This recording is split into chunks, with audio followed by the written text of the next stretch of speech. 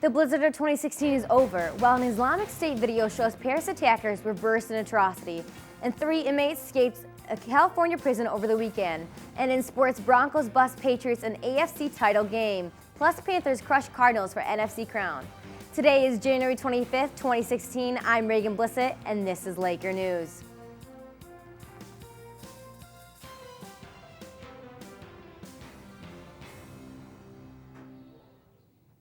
Millions of people along the East Coast are scrambling to dig themselves out of the snow and ice after this weekend's crippling winter storm. The blizzard killed at least 14 people, grounded thousands of flights, and essentially shut down several of the nation's largest cities. Chris Welch reports on the cleanup latest. All along the East Coast, the diligent hum of digging. There you go, no more. And scraping, and of course plowing can be heard. Crews are trying to clear the roads as best they can.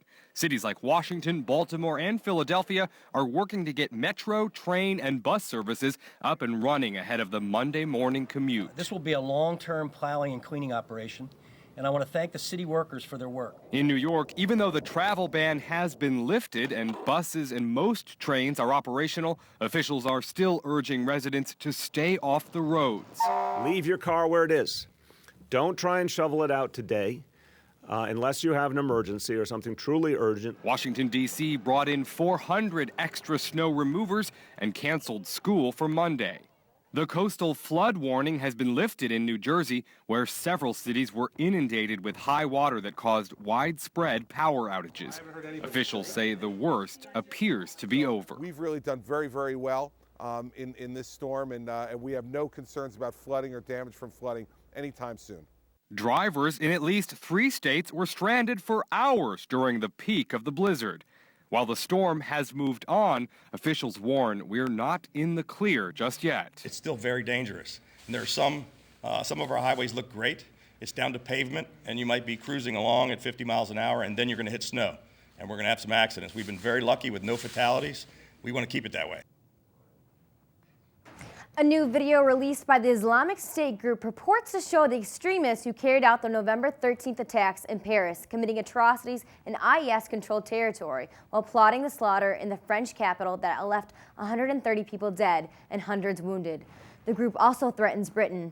The 17-minute video released Sunday showed the extent of the planning that went into the multiple attacks in Paris, which French authorities have said from the beginning were planned in Syria. It also is likely meant to serve as a recruitment tool to rally followers to the extremist sinister cause.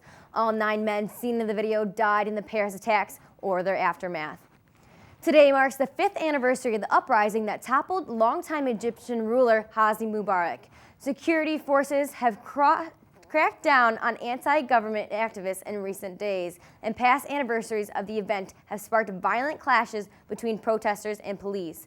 Rights activists say the government has returned to Mubarak areas practice like torture, random arrests, and more recently forced disappearances. President Abdel Fattah al-Sisi has praised the country's police and vowed a firm response to any threat to the country's stability. Twitter announced a major shakeup last Sunday as several top executives have left the company. Chief Executive Jack Dorsey made a formal announcement following a series of stories from Recode that leaked the staffing changes over the weekend. Dorsey said that all the executives have chosen to leave and publicly thanked all of them for their work at the company. The management shakeup follows years of instability at the company. Twitter's advertising business, led by Chief Operating Officer Adam Bain, has performed well, but user growth has stalled as rivals such as Facebook-owned services, Instagram, and Snapchat all race ahead. It was a daring and elaborate escape, cutting through metal, crawling through plumbing tunnels, climbing a roof, rappelling 4 stories to freedom using ropes made from bed sheets. But this wasn't a Hollywood movie. It was a real-life breakout that left authorities struggling to find 3 escapees, one an alleged killer, and put the pieces of how they managed to thwart security at a Southern California maximum security jail.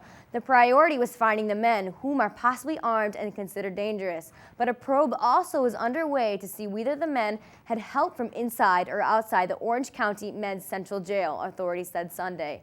Mere weeks ago, doubt clouded the Denver Broncos locker room with question of long-term viability in the playoffs. The storm cleared on Sunday afternoon, however, as Peyton Manning managed an efficient offensive game plan along with stifling defense squad to help the Broncos overcome the New England Patriots 20-18. Manning may have only thrown 176 yards, but his 2 passing touchdowns allowed the Denver defense to capitalize on Patriot mistakes. Brady and the Patriot coaching staff could never quite find and exploit a hole in the Denver defense, though allowing 4 sacks and 20 quarterback hits from the Broncos.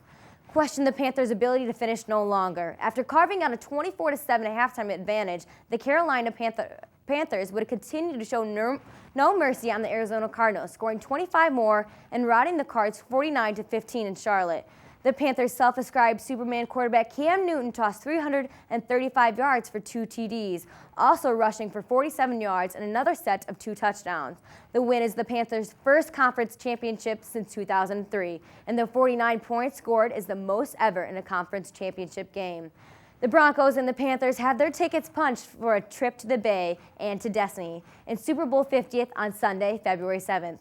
Thanks for watching Maker News. I'm Regan Blissett, and we'll see you tomorrow.